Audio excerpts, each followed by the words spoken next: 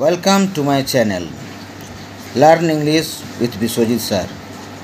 এখানে আজকে তোমাদেরকে বি ভার্ব সম্পর্কে ডিটেলসে জানাবো।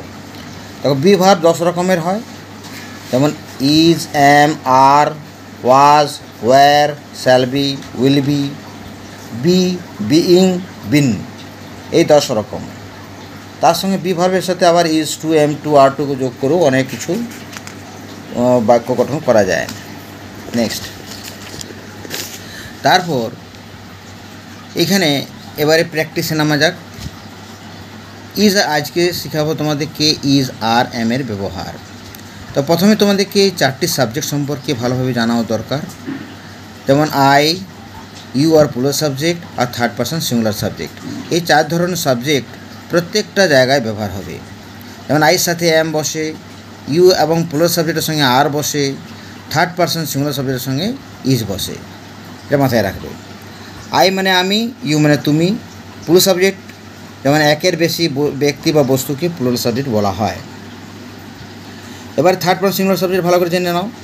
থার্ড পারসন সিঙ্গুলার সাবজেক্ট হচ্ছে আই আর ইউ বাদ দিয়ে যে কোনো একটি ব্যক্তি বা বস্তুকে থার্ড পারসন সিঙ্গুলার সাবজেক্ট বলা হয়। Every singular subject other than I and you is called third person singular subject. এরপর এর বিস্তারটা দেখো। বিস্তার হচ্ছে, যেমন প্রথম এর গঠন শোনো। গঠন হচ্ছে সাবজেক্ট অনুসারে ইজ, আর, এম বসাবে, যেটা আমি পিছনে জানিয়েছি, এবং তার সাথে আদার ওয়ার্ডসের মধ্যে পড়ছে অ্যাডজেক্টিভ অ্যান্ড অ্যাডভার্ব, এবং নাউনও থাকতে পারে। যেমন সে বাড়িতে আছে, সে আছে বাড়িতে, he is in the house.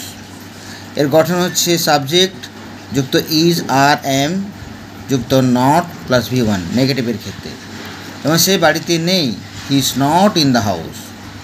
Yes কোশ্চেনে কী হবে? এস কোশ্চেনের গঠন হচ্ছে ইজ, আর, এম যুক্ত সাবজেক্ট যুক্ত আদার ওয়ার্ডস, তো জিজ্ঞাসা চিহ্ন থাকবে। যেমন সে কি বাড়িতে আছে, is he in the house, বুঝলি? এভাবে আবার নেক্সট যেটা পরপর করা আছে দেখে নিতে পারো।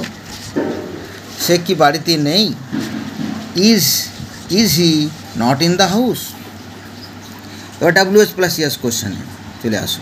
তো WH কোশ্চেনে শুধু কী করতে হয়, ইয়েস কোশ্চেন এবং ইয়েস কোশ্চেন পূর্বে WH বসিয়ে দিতে হয়, আর নো কোশ্চেনের পূর্ব WH বসিয়ে দিতে হয়। যেমন সে কেন বাড়িতে আছে, why is he in the house. সে কেন বাড়িতে নেই, why is he not in the house. এভাবে করে করে যেতে হবে।